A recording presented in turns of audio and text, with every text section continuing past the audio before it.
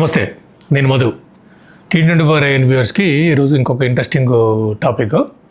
అదేంటంటే ఇప్పుడు మీరు ఇల్లు కొనుక్కున్నారు, ఒక ల్యాండ్ కొనుక్కున్నారు, రిజిస్ట్రేషన్ చేసుకున్నారు. సో మీ ఉద్దేశంలో మీరు ఏమనుకుంటారు? అది మీది అనేసి అనుకుంటా ఉంటారు లీగల్గా, అంతేనా? సో నువ్వు ఓనర్ అని చెప్పేసి అని నువ్వు అనుకుంటా ఉంటావు. నేను ఓనర్ని, ల్యాండ్ కొనుక్కున్నా, రిజిస్ట్రేషన్ చేసిన అని చెప్పేసి అనుకుంటావు. కానీ నువ్వు ఓనర్ కాదు. ఇది నేను చెప్తున్న విషయం కాదు. ఇది ఎవరు చెప్పిన? ఒక సుప్రీంకోర్టు ఇచ్చిన జడ్జిమెంట్ చెప్పింది. ఇది ఎప్పుడు ఇచ్చిండు? లేటెస్ట్గా మొన్ననే ఒక 1 వీక్ బ్యాక్ ఇచ్చాను అన్నట్టు. ఇది చూసి చాలామంది అరే రిజిస్ట్రేషన్ చేసుకుంటే నేను ఓనర్ కాకుండా పోతానా అని చెప్పేసి డౌట్ వస్తూ ఉంటుంది. ఇప్పుడు మీరు నన్ను కూడా క్వశ్చన్ చేయొచ్చు, లేకపోతే ఎవరైనా క్వశ్చన్ చేయొచ్చు. రిజిస్ట్రేషన్ చేసుకున్న అంత మాత్రాన ఓనర్ కాకుండా పోతామా, లేకపోతే ఎట్లా అవుతాము, ఎందుకు కాదు అన్నది క్వశ్చన్ ఆటోమేటిక్, అంతే కదా? రిజిస్ట్రేషన్ ఎట్లా చేస్తూ ఉంటారు మామూలుగా జనరల్గా? ఒక సేల్ డీడ్, నువ్వు పలానోడు అమ్మాడు, పలానోడు కొనుక్కున్నాడు అన్న సేల్ డీడ్ మీద రిజిస్ట్రేషన్ చేశారు. రిజిస్ట్రేషన్ అన్నది ఒక లీగల్ ట్రాన్సాక్షన్, అంటే ప్రభుత్వ పరంగా కానివ్వండి, అంటే చట్టపరంగా కానీ ఒక లీగల్ ట్రాన్సాక్షన్ లాగానే ఉంటుంది. ఈ ట్రాన్సాక్షన్కి చట్టబద్ధత కలిగించి దాని రిజిస్ట్రేషన్ నీకు కావాలి అంటే, నువ్వు దాని ఓనర్ కావాలంటే దానికి సంబంధించినవి ఏమేమి ఉండాలో, ఎట్లా ఉండాలన్నా సుప్రీంకోర్టు ఇచ్చిన సారాంశం అన్నట్టు. కొన్ని చోట్ల ఏం చదువుతుంది సార్ అంటే, చాలామంది తెలిసి ఉండొచ్చు, తెలియకపోయి ఉండొచ్చు.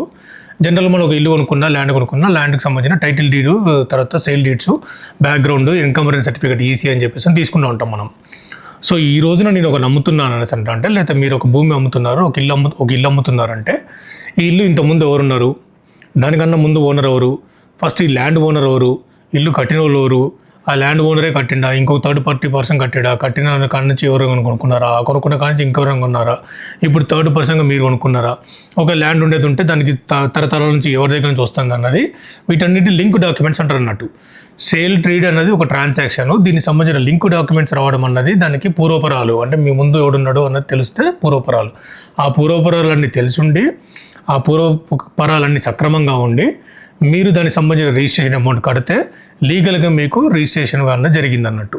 ఇంతవరకు ఒక స్టెప్ అయితే, మీరు దీని ప్రాపర్టీ ఏదైతే తీసుకున్నారో దాని ఓనర్షిప్ రావాలి. దాని ఓనర్షిప్ రావాలంటే మీరు ఒకవేళ ఇల్లు అయితే మీకు ఆ ఇంటి పేరు మీద ఒక గ్యాస్ కనెక్షను, ఆ ఇంటి పేరు మీదనే ఒక ప్రాపర్టీ ట్యాక్స్, ఆ ఇంటి పేరు మీదనే ఎలక్ట్రికల్ బిల్లు, ఇవన్నీ రావాలి.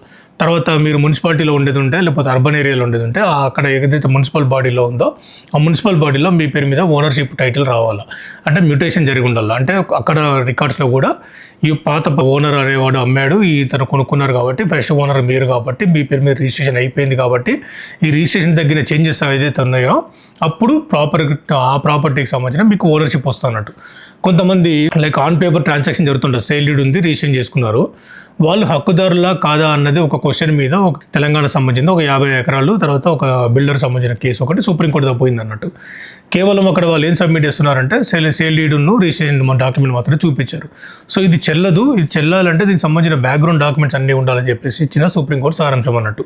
తర్వాత ల్యాండ్ వరకు వచ్చేటప్పటికైతే ప్రత్యేకంగా ఊర్లలో ఉండేటోళ్ళు కానివ్వండి, లేకపోతే కొత్తగా ఎవరు రియల్ ఎస్టేట్లోకి వచ్చేటోళ్ళు చూసుకోవాల్సిన విషయం ఏంటంటే, ల్యాండ్ కొనుక్కునేటప్పుడు ఈ ల్యాండ్ ఏ జోన్లో ఉంది, రెసిడెన్షియల్ జోన్లో ఉందా, లేకపోతే కమర్షియల్ జోన్లో ఉందా, లేకపోతే ఇంకేదైనా పరంగా ఉందా, ఆ ల్యాండ్ డిఫెన్స్ ల్యాండా, లేకపోతే ప్రైవేట్ ఎస్టేట్ ల్యాండా, లేకపోతే వేరే రకమైన యూసేజ్ కోసం ఉన్న ల్యాండా అన్నది ల్యాండ్ చూసుకోవాలి. దీనికోసం ఏం చేయాలంటే, మీకు తెలిసిన ఒక అడ్వకేట్ ద్వారా కానివ్వండి, లేకపోతే మనకి మామూలుగా రిజిస్టర్ ఆఫీస్లో కానీ పోతే, ఎంఆర్ఓ ఆఫీస్లో కానీ పోతే ల్యాండ్ యూజ్ సంబంధించింది డాక్యుమెంట్ ఉంటుంది అన్నట్టు. ల్యాండ్ యూజ్ టైటిల్ తెచ్చుకోవాలి.